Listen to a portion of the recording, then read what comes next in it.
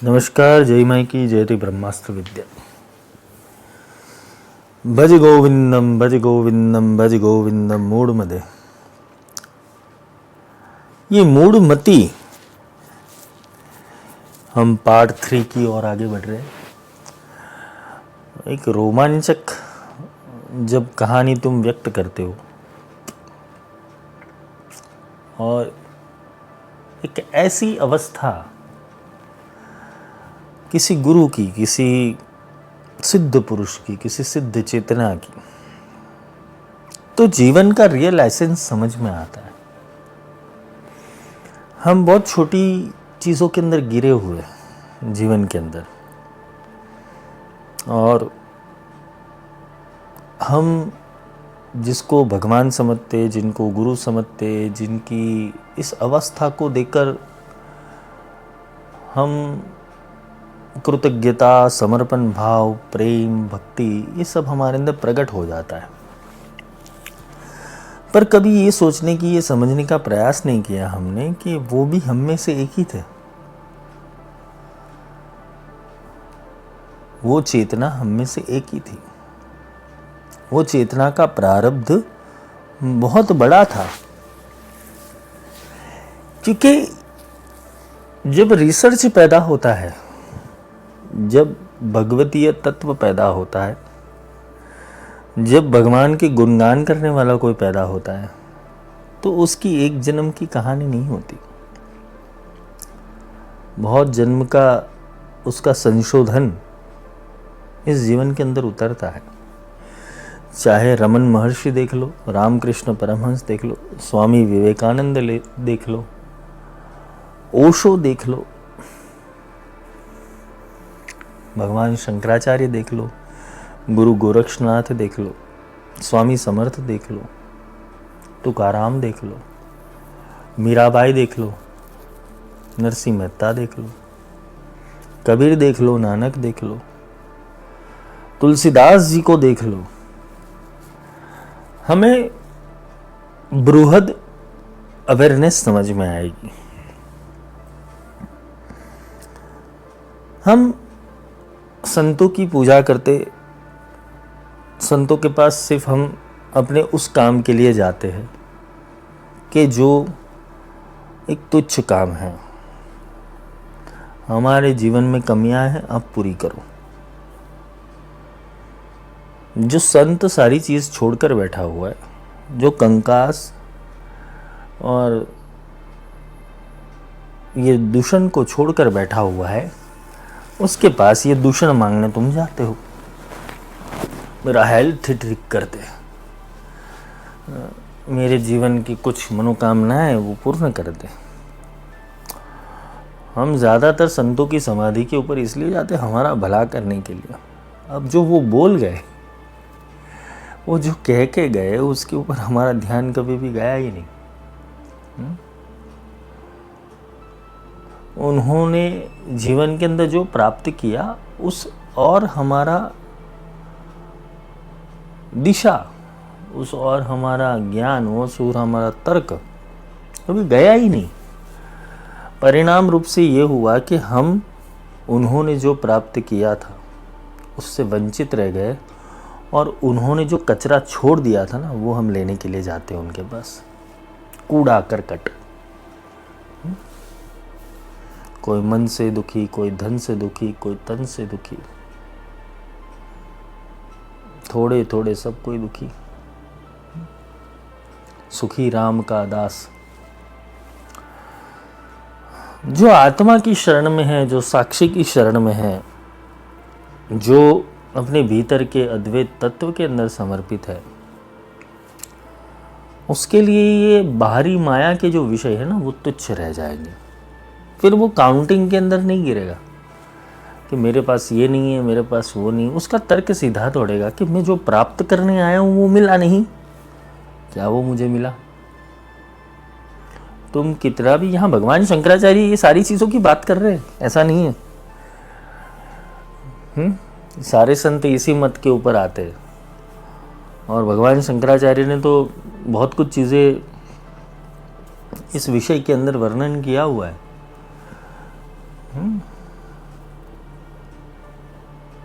भगवान शंकराचार्य ने जो मैंने कल समझाया था, पुनरपि जन्मम पुनरपि मरणम पुनरपि जननी जठरे शयनम, ये बार बार जन्म लेना और बार बार मृत्यु को प्राप्त करने के अलावा तुम करते क्या हो? बीच में इच्छाओं की प्रोग्रामिंग डाली गई है, और ये प्रोग्रामिंग इस तरीके से डाली गई है कि तुम इच्छा में फंस जाओ, तृष्णा में फंस जाओ, कामनाओं में फंस जाओ, छोटी छोटी चीज़ों के अंदर खुश हो जाओ।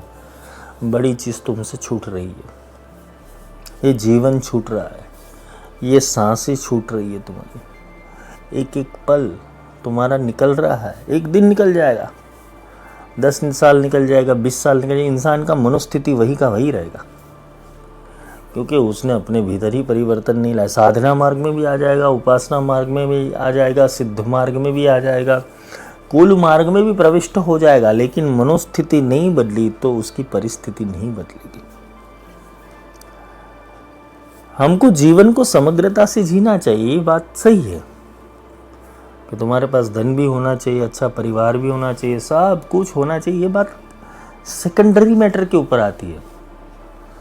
हमेशा ब्रह्म सत्य जगत मिथ्या, ये वर्ड तो यही हुआ है कि ब्रह्म सत्य है, जगत मिथ्या है, तो जगत सेकेंडरी ऑप्शन है। जगत की चीज़ें और जगत के लोग इसलिए चाहिए क्योंकि जगत के अंदर तुम्हें बैलेंस करना है, जगत के अंदर रहना है। पर जगत को तुमने पकड़ा हुआ है, जगत ने तुम्हें नहीं पकड़ा हुआ है, ये भी बात याद रखना।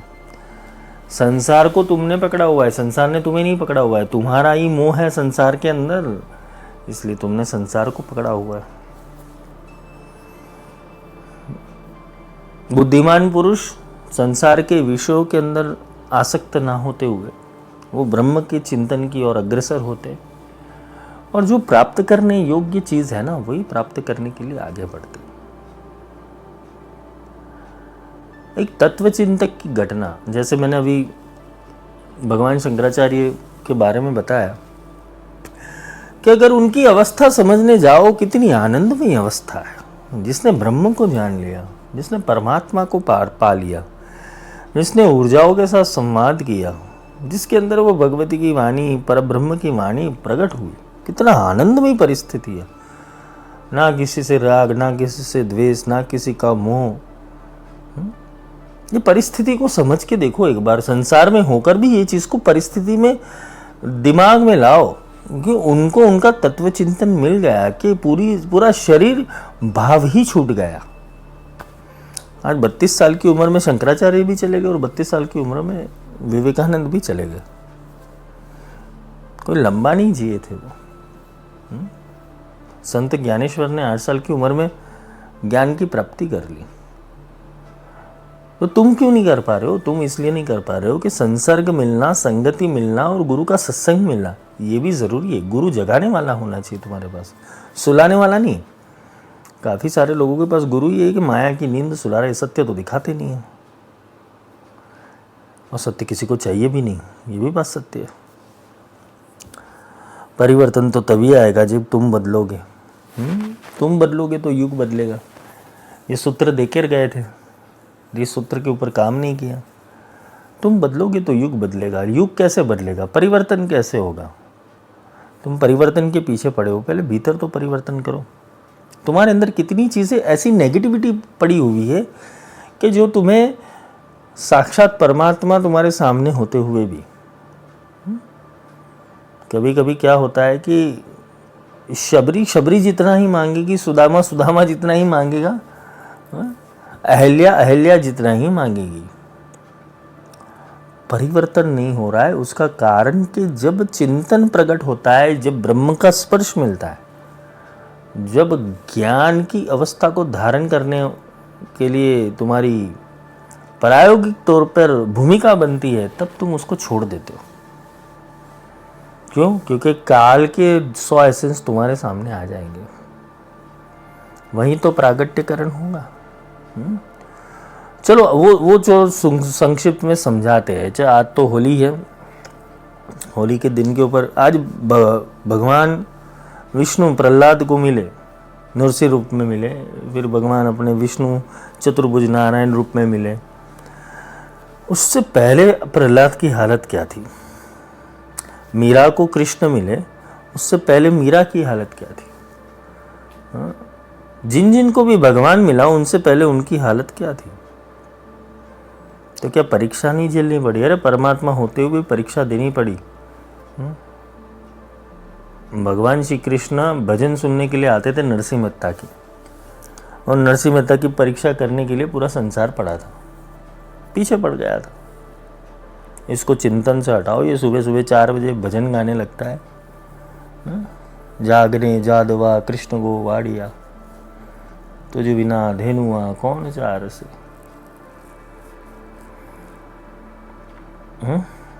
अखिल ब्रह्मांड माँ एक तू श्री हरि, जूझवे रूपे अनंत भास। बात ताज्जुब की यही है कि उनको भी परीक्षा देने पड़ी, कबीर को भी परीक्षा देनी पड़ी, नानक देव को भी देनी पड़ी, मीराबाई को भी देनी पड़ी। ये तो घर्षण है माया के साथ। संसार को तुम छोड़ोगे लेकिन संसार तुम्हें नहीं छोड़ेगा। पहले तुम संसार को छोड़ो, फिर मज़ा आएगा। देखो ये संसार को तुम्हारे अंदर कितना रस है। ऐसे कोई संसार तुम में रस नहीं लेगा जी। जैसे ही तुम भक्ति मार्ग में आओगे, सत्संग मार्ग में आओगे, ज्ञान मार्ग में आओगे, संसार तुम में ज़्यादा रस लेने लगेगा। इसको पकड़ो, इसको झगड़ो, इसको मारो, इसको पीटो। ये हम में से एक है। आसपास तुम्हारे अंदर वो डेविल और ज़ोंबिस पैदा हो जाएंगे। होता है होता है। बिनु सत्संग विवेक न होई, गुरु कृपा बिनु सुलभ न होई। होएगा, ये सारी चीज़ें होएगा, क्यों नहीं होगा। जहाँ कुछ दिव्य चेतना खड़ी हो जाएगी, आसपास का अंधेरा तो मिटेगा। और अंधेरा अपने आप को मिटाता नहीं, अंधेरा 4 गुना जोर से तुम्हारे आसपास भटकेगा। तुम संसार से भी बच जाओगे। चलो असंगति कर ली, संसार से तुमने बच लिया। और सबसे परेशान करने वाली चीज़ जो होगी ना, वो तुम्हारे भीतर होगी। मैं साधक उपासकों की, भक्तों की, ये इन लोगों की बात कर रहा हूँ कि जब वो किसी मार्ग के ऊपर चलेंगे ना, तो उसके भीतर का मन ही उसे विचलित कर देगा। सत्य सत्य, पाप पुण्य, धर्म अधर्म, न्याय अन्याय, ईगो इतना भरा पड़ा होता है ना लोगों के अंदर। न्याय अन्याय, पाप पुण्य, मैं की बड़ी तलवार निकलती है फिर और वो मैं की तलवार के अंदर वो अपनी भक्ति को भी क्षीण कर देते हैं और गला काट के दे देते हैं। अहंकारवश, प्रेमवश नहीं। प्रेमवश तो नारियल दिया जाता है भगवान को बलि रूप में। अहंकारवश जब काटा जाता है तो अपना सिरच्छेदन भी कर दे, जैसे रावण ने किया था। भगवान विष्णु ने भी बलि दी थी।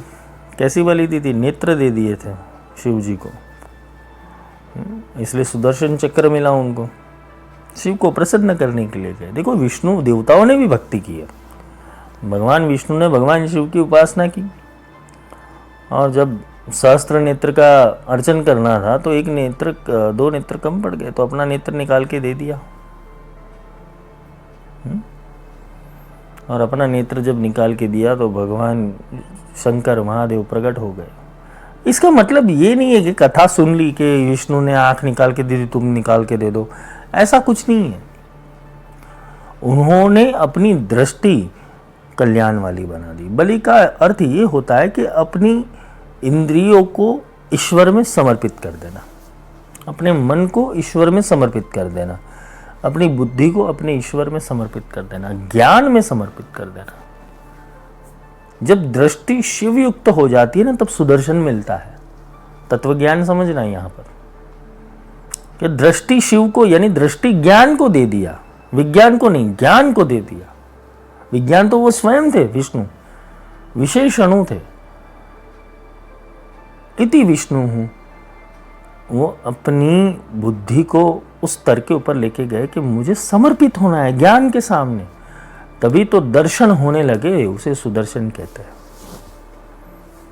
वो सुदर्शन विष्णु को तभी मिला जब अर्पण किया, ज्ञान को अर्पण किया, अपनी दृष्टि दी। इंसान आंखों से जो देखता है, कर्णों से जो सुनता है, जिह्वा से जो बोलता है, आंखों से वो दृश्य को देख सकता है, कर्णों से वो शब्दों को सुनता है, जिह्वा से वो शब्दों को बोलता है। और ये दृश्य की दो चैनल है, एक जिह्वा है और एक कर्ण है। ये भी समझना, ये गहरी बात समझा रहा हूं अभी। जिस टॉपिक के ऊपर हम जा रहे हैं, भज गोविंदम मूढ़मते, उस टॉपिक को कवर करने के लिए बहुत गहराई और डेप्थ में जाना पड़ेगा, क्योंकि यहां पर तुम्हारे पास वीडियो एक ही है, ऑडियो डबल है। क्योंकि तुम जो शब्द बोलते हो ना, वो खुद भी सुनते हो, और जैसा तुम सुनते हो वैसा तुम बोलते हो। और सारा जो तंत्र का, वेद का, आगम का जो निचोड़ है ना, वो संवाद है, दृश्य नहीं है। दृश्य तो प्रपंच है। ये वेदांतियों ने ऐसे ही नहीं बोला कि दृश्य प्रपंच, दृश्य प्रपंच, बार बार उन्होंने बोला यद दृष्टम तद नष्टम। दृश्य प्रपंच हो, दृश्य से तो छूटना है। आंखें बंद करने के बाद कुछ नहीं दिखेगा अंधेरे के अलावा। फिर तो तुम इमेजिनेशन की दुनिया में चले जाओगे, अपनी दुनिया बना दोगे, झूठी दुनिया। जिस दुनिया में जी रहे हो वो भी झूठ है, जो आंतरिक दुनिया तुम खड़ी कर रहे हो इमेजिनेशन के, वो भी झूठ है। अब ये दो झूठ छूटे तो सत्य मिले। इसलिए शब्द सब बनाता है। शब्द महाबलवान, शब्द अति बलवान, बड़ा बलवान। अति बलवान अभी बाकी है वो करने का, क्योंकि शब्दों की गणना वीडियो से ऑडियो में आना पड़ता है। अगर तुम्हें ध्यान की सटीक प्रक्रिया में जाना है तो पहले वीडियो को छोड़ दो, दृश्य प्रपंच को छोड़ दो। जो दिख रहा है ना वो सत्य नहीं है, छोड़ दो। जो हाव भाव दिख रहे हैं, जो मैनिपुलेशन दिख रहा है, जो चीज़ें दिख रही है, जो लोग तुम्हें बोलते हैं, जो लोग तुम्हें सुनते हैं, जो लोग तुम्हारे साथ वर्तन करते हैं, वो सब झूठ है। ये चीज़ को स्वीकार कर लो। कोई तुम्हारी प्रशंसा करेगा तुम खुश हो जाओगे, कोई तुम्हारी निंदा करेगा तुम आहत हो जाओगे। इन दोनों चीज़ से छूट जाओ, क्योंकि वो भी दृश्य प्रपंच है। जिसकी जितनी बुद्धि है उतनी बुद्धि अनुसार तुम्हारे साथ वो वर्क करेगा। तुम्हारी वैल्यू तुम खुद कर सकते हो और कोई नहीं कर सकता। और तुम्हारी वैल्यू भी तुम खुद तभी कर पाओगे जब तुम अपने आप के जीवन को सार्थक समझोगे। रोने धोने वाला कार्यक्रम बना दिया है जीवन को, ये नहीं है, वो नहीं है, ये करना पड़ेगा, वो करना पड़ेगा, जीवन में ये धर्म है, वो धर्म है, निभाने पड़ेंगे। तो तुम्हारे सारे धर्म का तो कोई अंत ही नहीं, मर जाओगे एक दिन। एक दिन तुम्हारे 4 कंधे वाले आएंगे और 4 कंधे वाले एक ही चीज़ बोलेंगे कि राम नाम सत्य है, मुर्दा भी बड़ा मस्त है। मुर्दे को उठाकर ले जाएंगे, जलाकर भस्म कर देंगे, सीधी बात है। अच्छा आदमी था, क्या बोलेंगे फिर तुम्हारे मरने के बाद? अच्छा आदमी था। जिंदा तुम्हें गालियाँ ही मिलने वाली है। जिंदा तुम कितना भी कुछ किसके लिए कुछ कर लो, वो तुम्हें गालियों के अलावा कुछ नहीं दे पाएगा। वैल्यू तभी होगी कि जब तुम अपनी वैल्यू करोगे। और अपनी वैल्यू करने का एकमात्र उपाय कि तुम अपने आत्मा के रास्ते के ऊपर चलो। फिर दुनिया चाहे विरोध में पड़ जाए, तुम आत्मज्ञान के ऊपर चलो, तुम अपनी आत्मा के साक्षात्कार के ऊपर चलो, छोड़ो प्रपंच। अभी हमें और जीना है। 60 साल की उम्र में भी इंसान सोचता है कि मैं और भी फैमिली बढ़ाऊँ, मेरे पौत्र को देख के जाऊँ। ये इतना मोह, इतना आसक्ति जो इंसान के अंदर पड़ा होता है, वो उसको शमशान घाट के तक ही ले जाएगा और वहाँ बोलेगा कि भाई तुम्हारा सब कुछ छूट गया। और तुम्हारी हस्ती कहाँ पर रह गएगी? 2.5 किलो की हस्ती 2.5 किलो की रहेगी, मटके के अंदर तुम्हारी राख मिलेगी। और फिर तुम भूत बन के भटकोगे। परिवार, मेरा संसार, मेरा धन, मेरी दौलत, मेरा यश, मेरी कीर्ति। आजकल के जो भूत प्रेत हो गए ना, वो एडवांस होंगे थोड़े। ऐसा सोच रहा हूँ, समझ रहा हूँ मैं कि जब कोई भूत प्रेत बनेगा वो एडवांस बनेगा। वो एंटर करेगा अपने मोबाइल के अंदर वो मोबाइल में अंदर एंटर करेगा, क्योंकि 2 मिनट की रील देखने की आदत पड़ गई थी ना, तो उसको चैन ऊपर भी नहीं आएगा, तो मोबाइल देखने कहाँ जाएगा। तो जितने लोग मोबाइल चलाएंगे उसके पीछे उसकी आत्मा जाएगी कि मैं कुछ देख लूँ, फेसबुक देख लूँ, इंस्टाग्राम देख लूँ, यूट्यूब देख लूँ, कोई पॉडकास्ट देख लूँ, मुझे ज्ञान मिल जाए, किसी बाबा का प्रवचन सुन लूँ, राधे राधे के कितने मंत्र जप हुए वो देख लेता हूँ मैं। मेरा कहीं कुछ छूट तो नहीं जाएगा, मेरी माला तो नहीं छूट जाएगी, मेरा आसन नहीं छूट जाएगा, मेरी साधना जिस स्थान के ऊपर बैठा था वो तो नहीं छूट जाएगी। मैं जिन लोगों की चिंता करता था, जिन लोगों के पास रोज़ उठता बैठता था, जो लोगों को हंस खिल के मिल रहा था, अब तो वो मेरे पास है ही नहीं। अब मैं उनको मिलूँगा तो कैसे मिलूँगा, कैसे डराऊँगा, कैसे उनसे बात कर पाऊँगा, चैट जीपीटी कैसे यूज़ कर पाऊँगा, एआई कैसे यूज़ कर पाऊँगा, मैं अपनी फ़ोटो स्टेटस में कैसे लगा पाऊँगा, स्टोरीज़ में कैसे डाल पाऊँगा। आज के भूत ऐसे ऐसे विचारों के साथ पैदा होंगे, एडवांस। ऊपर जाके वाईफाई कनेक्शन, फ्री का वाईफाई कनेक्शन भी ढूंढने के कुछ भूत इतने एडवांस हो जाएंगे। भूत बनने के बाद फ़ायदा बहुत है।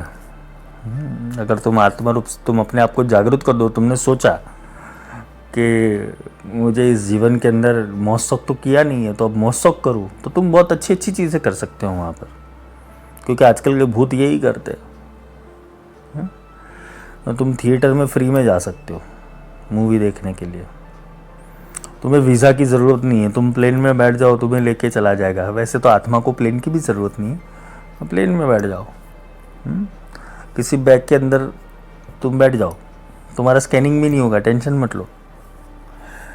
तुम यूएसए घूम सकते हो, चाइना घूम सकते हो, थाईलैंड घूम सकते हो, रशिया जा सकते हो, ग्रीनलैंड जा सकते हो। देखो, आत्मा बनने के बहुत सारे फायदे हैं अगर देखने जाए तो। तुम्हें धन की ज़रूरत ही नहीं पड़ेगी, ये भी है, तुम्हें धन की बिल्कुल ज़रूरत नहीं पड़ेगी, क्योंकि खाना कहाँ से तुम्हें, तुम 5 स्टार होटल में घूमो, कोई तुम्हें रोकने वाला थोड़ी होगा वहाँ पर, सिक्योरिटी चेक भी नहीं होगी। अगर तुम भूत बन गए, प्रेत बन गए, आत्मा बन गए, तुम जाओ 5 स्टार होटल के अंदर और होटल में जाकर मज़े करो, अच्छा खाना पीना खाओ, सब कुछ तुम कर सकते हो। सोचो भूत प्रेत बन के, कितना सौला रास्ता है। पर ये करके भी कितना करोगे, यही तो भूत प्रेत बन के तुम नीचे आते हो, वापस इस जन्म के अंदर आकर भोग भोगने हैं, उसमें इंटरेस्ट है, उसमें रुचि है। मेरा ये छूट ना जाए, पहले भी बहुत कुछ छूट गया था तुम्हारा पिछले जन्म में, हाँ? उसी प्राप्ति के चक्कर में दूसरा जन्म लिया, मैं ये मैं तुम्हारा तो मरता नहीं है, और मैं ना मरने की वजह से होता क्या है, वापस भूत प्रेत बनोगे, अभी भी तुम जिंदा भूत ही हो। अगर तुम्हारे अंदर कैरेक्टरिस्टिक देखने जाओ, अगर तुम किसी भी चीज़ के अंदर मोह और आसक्ति के अंदर बंधे हो ना, तो तुम्हारे अंदर वो चीज़ पड़ी हुई है। और ऐसा ही भक्त का हालत होता है। एक होता है भूत प्रेत जो आसक्ति वाले होते हैं, और एक होते भक्त जिसे संतात्मा कहते हैं, महात्मा कहते हैं, चेतना कहते हैं, एंजल्स कहते हैं, पैगंबर कहते हैं, अवतार कहते हैं। तो भगवान शंकराचार्य अवतार है, और ऐसे अवतार है कि जिन्होंने अपने जीवन, थोड़े से जीवन के अंदर बहुत सारी दुर्लभ गीत की प्रस्तुति की। क्योंकि कोई भी मनुष्य अगर सीधा सीधा समझा देगा तो समझ में नहीं आएगा, तो उसका डिटेलिंग, उसका जो फॉर्मूला है ना, वो फॉर्मूला किसी कोड भाषा में लिख के जाएगा। किसी ने काव्य बनाया, किसी ने छंद बनाया, किसी ने साखी बनाई, किसी ने रमेनी बनाई, किसी ने नाम बना दिया, किसी ने भजन बना दिया, कोई कुछ ना कुछ बना के गया है यहाँ पर। तुम क्या कर रहे हो, भगवान का भजन, वही उधार भजन लिया हुआ है, तुम्हारा भजन भी उधार है। तुम्हारा भजन, तुम्हारा मंत्र, तुम्हारी उपासना सब उधार है, परंपराओं से मिली हुई चीजें है, वो तो उधार है। तुम्हारा नया कुछ तुमने प्रकट किया। अब बात आती है कैसे करे, हमारी तो बुद्धि ही एक्सेस नहीं होती। बुद्धि लगा ही नहीं, इसलिए एक्सेस नहीं हो रही है। हाँ? और ये बुद्धि का खेल जो है ना, वो भी प्रारब्ध से ही आता है। मन तो समान है, मन के अंदर तो जन्म जन्मांतर का कचरा पड़ा हुआ है। तुम्हारा हैंग जो हो जाता है ना, वो रैम हो जाता है, रैंडम एक्सेस मेमोरी। तुम्हारी बुद्धि को जंग लग जाता है, जिसके कारण तुम दूसरे जन्म में भी आओगे तो मैं कहाँ हूँ, मैं कौन हूँ, मैं कैसा दिखता हूँ, कौन सी भाषा का हूँ, किसके रूप का हूँ, किस रंग का हूँ, किस आकार का हूँ, जेनजी तो नहीं हूँ, अल्फा हूँ, मेल हूँ, फीमेल हूँ। ये सारे कैरेक्टर तुमने पकड़े हुए और वो कैरेक्टर से तुम बाहर ही नहीं निकलोगे। वो कैरेक्टर से तुम बाहर नहीं निकल पाओगे, और नहीं निकल पाओगे। उसका कारण तुम्हारी पढ़ाई, तुम्हारी आध्यात्मिक पढ़ाई।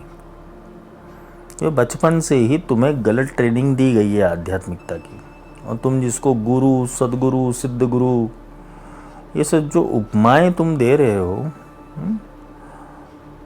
क्योंकि काल ने पूरा सिस्टम नीचे सेट किया होगा। तुम्हें ऐसा ही गुरु मिलेगा कि जो तुम्हें अंधविश्वास में डाल दे, जो तुम्हें कथा वार्ता में डाल दे, तुम्हारी खोज ही समाप्त करके रख दी जाएगी। जितने भी संशोधक हो गए, जितने भी ईश्वर को जानने वाले हो गए ना, वो पहले नास्तिक थे।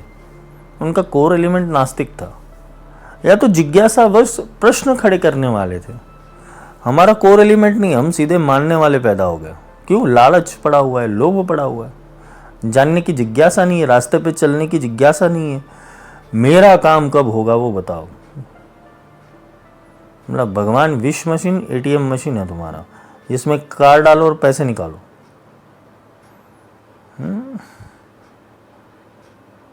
तो ये सारी चीजें जब तक तुम्हारे अंदर पड़ी है, कचरा पड़ा हुआ है ना, अनस्टेबिलिटी का कचरा पड़ा है, जिज्ञासा नहीं है, वो तर्क नहीं है उसको जानने का, तब तक वो तुम्हारे सामने नहीं आएगा। आसपास जरूर रहेगा, समझाएगा, सिखाएगा, तुम्हें चीज़ें आइडेंटिफाई करवाएगा, लेकिन सामने नहीं आएगा भगवान। क्योंकि सामने तो उसके ही आता है कि जिसने सब छोड़ दिया। एक पॉइंट आएगा कि जहां पर तुम सब छोड़ दो ना, सारी चिंता छोड़ दो 1-2 साल के लिए, बस। मैं ज़्यादा नहीं कह रहा हूँ कि छठे मास में वो दर्शन पावे। 6 महीने के लिए तुम्हारी अकड़, तुम्हारी जिद, तुम्हारा अहंकार, तुम्हारा ज्ञान, तुम्हारा अज्ञान, सारी चीज़ें तुम छोड़ के बैठ जाओ। तुम्हारे एक्सपीरियंस, तुम्हारे अनुभव, सारी चीज़ें छोड़कर ब्लैंक हो जाओ 6 महीने के लिए, और जो गुरु बता देना उस पद्धति से परमात्मा की प्राप्ति की ओर लग जाओ। 6 महीने के अंदर दर्शन मिल जाएंगे, 6 महीने के अंदर तुम्हें प्राप्ति हो जाएगी, फिर तुम निकल जाओगे। फिर करो यहाँ पर एंजॉय।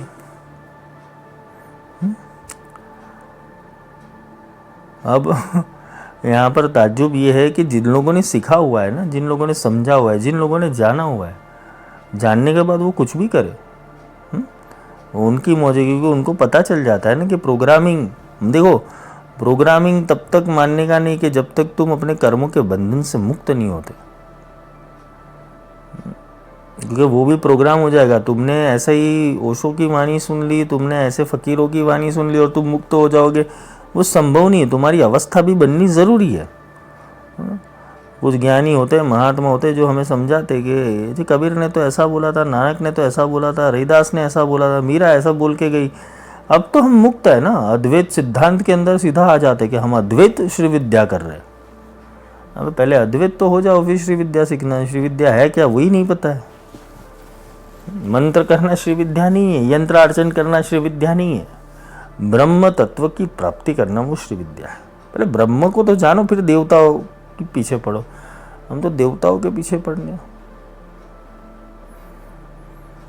हम मंत्रिमंडल के पीछे पड़ जाते। प्रधानमंत्री है कौन वही नहीं जानते। छोटे मोटे कार्यकरों के पीछे भागोगे, जैसे होता है ना कि लोकल काम करना, छोटे मोटे कार्यकरों को पकड़ना पड़ेगा।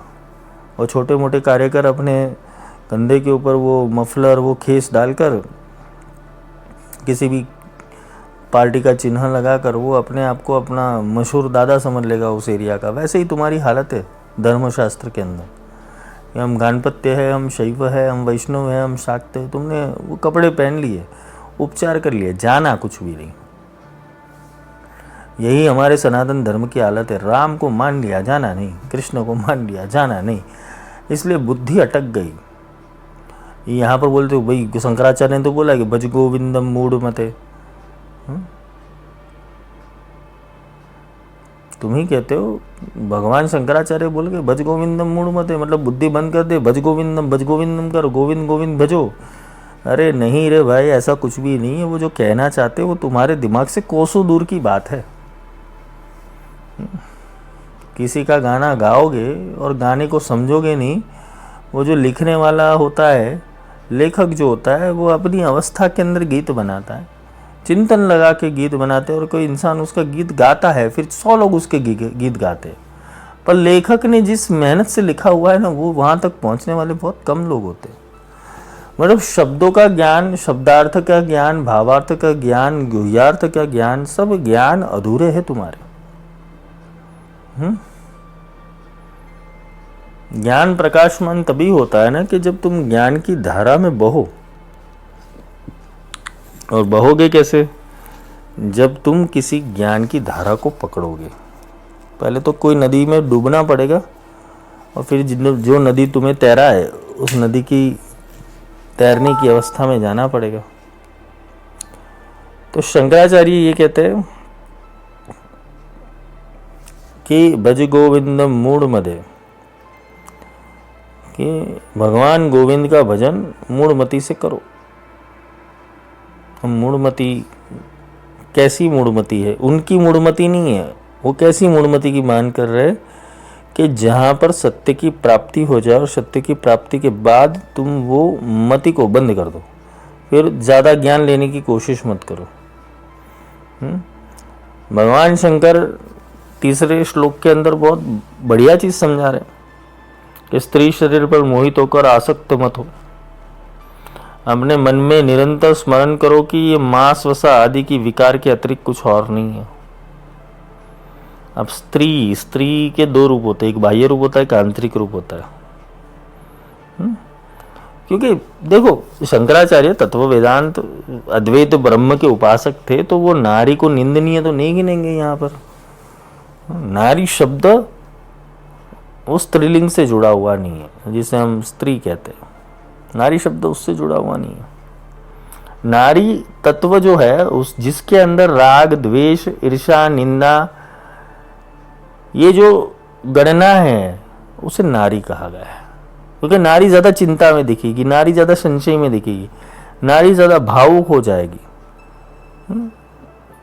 जो चैनल है वो फेमिनाइन चैनल की बात कर रहे हैं यहाँ पर कि स्त्री शरीर पर मोह आसक्ति के मत हो, अपने मन में निरंतर स्मरण करो और ये मांस वसा आदि के विकार से अतिरिक्त कुछ और नहीं है। जो तुम्हारे अंदर काम आदि विषयों का जन्म करवाता है, और काम को भी तुम अगर सही कर लो तो वो तो सबसे बड़ी ऊर्जा है। कामाख्या, काम कला काली, ये सारी जो ऊर्जा है, ऊर्जा को ऊर्ध्वमार्गी बनाना है, अधोमार्गी नहीं बनाना है। जिसका अधोमार्गी है वो तो संसारी पैदा कर रहा है, जिसका ऊर्ध्वमार्गी होगा वो ब्रह्म पैदा करेगा। तो स्त्री को शक्ति बोला गया है, तो शंकराचार्य यहाँ पर स्त्री का खंडन नहीं कर रहे, वो भी समझ लेना। स्त्री तत्व का खंडन नहीं कर रहे। जिस स्त्री को हम मानते हैं, माँ है, बहन है, पत्नी है, प्रेमिका है, बेटी है, उस स्त्री का खंडन नहीं कर रहे। वो कैरेक्टर का खंडन, जिसके अंदर दुर्गुण पड़े वो स्त्री का खंडन किया गया। कि जो हमें दिखता है ना उसके पीछे एक चेतना पड़ी हुई, वो चेतना को पकड़ना, कि इससे आसक्त और मोहित मत हो। अपने मन में निरंतर स्मरण करो कि ये मांस वसा आदि के विकार के अतिरिक्त कुछ नहीं। मतलब ये विकार ही है, जो भी आकर्षण है ना वो विकार है। इस पे वाद विवाद बहुत हो सकता है इस लाइन के ऊपर, इसलिए इसमें गहराई से प्रवेश नहीं कर सकते, क्योंकि ये जो चीज़ है वो बहुत अलग रूप से समझनी पड़ेगी। क्योंकि वही चीज़ अगर भगवान शंकराचार्य जब कनकधारा कर रहे थे तो बहुत, और सौंदर्य लहरी कर रहे थे तो बहुत खुलकर देवी के शरीर की जो आकृति थी उनकी स्तुति कर रहे हैं वो। तो शंकराचार्य का मतभेद यहाँ पर नारी तत्व और देवी तत्व का अलग है। वो नारी की बात कर रहे, देवी की बात नहीं कर रहे। देखो यहाँ पर उनकी जो पॉजिटिविटी है उसको मान्य करना पड़ेगा कि वो देवी की बात नहीं कर रहे, वो नारी की बात कर रहे। अगर नारी में देवी देखना शुरू कर दोगे तो इस जगत के अंदर तुम्हारा उद्धार हो जाएगा, तुम गलत कर ही नहीं पाओगे। तुम नारी को नारी के रूप में देखते हो इसलिए तुम अधर्म कर रहे हो। नारी को शक्ति रूप में देखोगे तो तुम्हारे भीतर शक्तियाँ प्रकट होगी। और नारी को तुमने पशु समझ लिया है, ढोर गवार शूद्र पशु नारी सकल ताड़न के अधिकारी, अगर तुमने ये समझ लिया है तो जगत के अंदर तुम्हारा उद्धारक और कोई नहीं, क्योंकि जननी स्त्री हो सकती है, जन्मदाता स्त्री है, पालनकर्ता स्त्री है, पोषणकर्ता स्त्री है, तो स्त्री का तो विशेष महत्व है। तो यहाँ पर वो स्त्री की बात नहीं कही है शंकराचार्य ने, क्योंकि शंकराचार्य अद्वैत ब्रह्म निरूपणम के अभ्यास करने वाले स्त्री यानी जो दुर्गुण है उसकी बातें की गई। जब तक व्यक्ति धनोपार्जन में समर्थ है तब तक परिवार के सभी उसके प्रति स्नेह प्रदर्शित करते हैं। भगवान शंकर आगे कहते हैं कि जब तक तुम धनोपार्जन करोगे, धन की प्राप्ति करोगे, तब समर्थ है तब तक परिवार में सभी आपके प्रति स्नेह समर्पित करेंगे। इसका अर्थ ये होता है कि जब तक तुम्हारे पास धन है, धनानंद है, तो तुम्हें हर जगह आनंद है। हाँ, तुम्हारे पास धनानंद है तो हर जगह आनंद है, और तुम्हारे पास धन नहीं है तो तुम सबसे बड़े कंगाल हो, तो तुम्हें प्रेम भी नहीं मिलेगा। जब तक व्यक्ति धनोपार्जन में समर्थ है तब तक परिवार में सभी उसके प्रति स्नेह प्रदर्शित करते हैं। तुम लाखों करोड़ रुपए कमा लो, आसपास भीड़ ना हो जाए तो देख लेना, और तुम गरीब हो जाओ, तुम्हारे से भीड़ ना चली जाए तो तुम देख लेना। धन का बहुत बड़ा खेल है। लेकिन भगवान शंकराचार्य कहते हैं कि धन की जो चीज़ें है वो भगवान शंकराचार्य समझाते, परंतु अशक्त हो जाने पर सामान्य बातचीत में भी पूछा नहीं जाता। अगर वही धनी व्यक्ति जिसके अंदर जोश है, ऊर्जा है, और आसपास धन गिर रहा है, लेकिन वो अपने अंतिम समय के अंदर जब वो अशक्त हो जाता है, ना उसके पास धन होता है ना चीज़ें होती है, तो उसे पूछने के लिए कोई नहीं जाता है। फिर जाके वो भगवान को पूछता है, भगवान तू है कहाँ? भगवान बोले कि जब धन आ रहा था तब तूने पूछा नहीं। सुख में सुमिरन ना कियो दुख में करे सब कोई, जो सुख में सुमिरन करे तो दुख काहे को होई। तो अशक्त इंसान को तो सामान्य बातचीत में भी कोई नहीं पूछता है।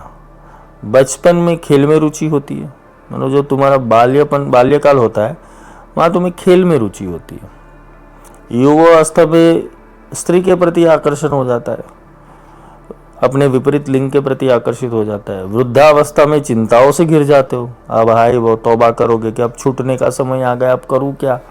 पूरी जिंदगी जिन लोगों को संभाला वो लोग सही चले नहीं। वृद्धावस्था में चिंताओं से गिर जाओगे, क्योंकि ना तुम परावस्था देख सकते हो, ना यहाँ की चीज़ों को सुधार सकते हो, अशक्त हो जाओगे। पर प्रभु से कोई प्रेम नहीं करता, मतलब तभी भी तुम्हारी इच्छा मनोकामना ये नहीं कि मैं ईश्वर से प्रेम कर लूँ। सत्संग से वैराग्य और वैराग्य से विवेक, विवेक से स्थिर तत्वज्ञान और तत्वज्ञान से मोक्ष की प्राप्ति होती है। यही बिनु सत्संग विवेक ना होई। सत्संग जीवन में क्यों जरूरी है? कि बचपन में खेल में रुचि होगी, और खेलते रहोगे, दिमाग स्थिर नहीं होगा। युवावस्था में स्त्री के प्रति आकर्षण हो जाएगा, भोग भोगने के प्रति आकर्षण हो जाएगा। वृद्धावस्था में चिंताओं से तुम गिर जाओगे, तो प्रभु से प्रेम तो तुम कभी कर पाओगे, मतलब ईश्वरीय तत्व को मिलन, तत्व ज्ञान कब प्राप्त कर पाओगे? तो वो तो हो ही नहीं सकता। इसलिए कहते कि सत्संग तुम्हारे जीवन में एंट्री लेना चाहिए। अगर बचपन से तुम्हारे अंदर सत्संग उतरा है तो ही तुम ब्रह्म ज्ञान की ओर आगे बढ़ोगे। शंकराचार्य, कबीर, नानक, ये सब खोजी इसलिए बने ना क्योंकि बचपन से प्रयत्न किया था। हम लोग तो बचपन के अंदर टाइम पास कर रहे थे, गुड़ा गुड़ी के खेल खेल रहे थे, घर घर खेल रहे थे, और वही घर घर खेल बड़ा होकर बड़ा घर घर खेल बन गया तुम्हारा। छोटी सी गुड्डे और गुड़ियों की शादी करवाते थे, फिर खुद शादी कर ली गुड़ा गुड़ी बन के। गुड़ा गुड़ी क्या खेल जनी मूल तत्व लो लाओ, मतलब समझ में नहीं आ रहा है कि कर क्या रहे। यही दुनिया जा रही थी जिस दिशा में, उस दिशा में चले गए। अब हाय तौबा हो गई। और हाय तौबा हो गई वो इसलिए हो क्योंकि सत्संग नहीं मिला। आज सबसे बेस्ट कपल जो है भगवती पार्वती और भगवान शंकर है, क्योंकि उन्होंने वो रहे पति पत्नी की रूप से, लेकिन उनका जो पति पत्नी का जो संबंध था वो वैराग्य युक्त था, ज्ञान था।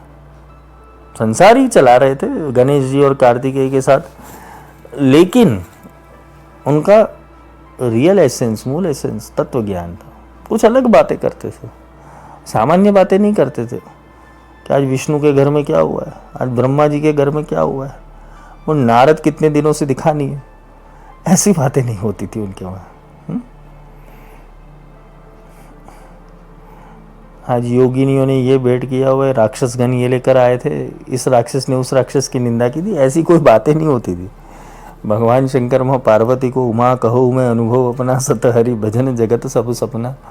उमा जी को दृढ़ करवा दिएगा, पहले जन्म में भूल किए थे, कूद गए थे हवन कुंड में खामखा, दूसरे जन्म में आए तब करना पड़ा। फिर भगवान ने बार बार उनको समझाया, उमा कहूँ मैं अनुभव अपना, सत हरि भजन जगत सब सपना। तो ये वैराग्य की उत्पत्ति भगवती पार्वती के अंदर कहाँ से आई? सत्संग से आई। पहला सत्संग अधूरा रह गया था सती के समय के, दूसरे बार सत्संग करने के लिए ही पार्वती का जन्म हुआ। और शिव को पता था कि इससे बेहतर कोई शिष्य नहीं है। शिव का प्रथम जो शिष्य है ना, वो भगवती जगदम्बा है। सत्संग से वैराग्य, वैराग्य से विवेक, विवेक से स्थिर तत्व ज्ञान, विवेक से ही स्थिर तत्व ज्ञान मिलेगा। विवेक ही प्रकट नहीं हुआ, स्थिर तत्व ज्ञान नहीं मिलेगा। और तत्व ज्ञान से ही मोक्ष की प्राप्ति होती है, क्योंकि तत्व ज्ञान ही नहीं होगा तो मोक्ष समझ ही नहीं पाओगे। गीता के दूसरे अध्याय में चौथे श्लोक के अंदर क्या लिखा हुआ है, उससे भगवान तुम्हारा राजी नहीं होगा। तत्व ज्ञान होना चाहिए, क्योंकि तत्व ज्ञान ही मोक्ष की ओर ले जाता है। वरना पुस्तक पढ़ते रहो, पोथी पढ़ पढ़ जग मुआ, पंडित भयो ना कोई, ढाई अक्षर प्रेम के पढ़े सो पंडित होई। पहले तो प्रेम समझो, और प्रेम समझोगे तभी भक्ति समझ पाओगे, भक्ति समझोगे तो ही सत्संग में जा पाओगे, सत्संग करोगे तो ही वैराग्य आएगा, वैराग्य करोगे तो विवेक की प्राकट्य होगी, विवेक होगा तो तत्व ज्ञान मिलेगा, और तत्व ज्ञान मिला तो मोक्ष मिलेगा। जय माई की जयति ब्रह्मास्त्र विद्या।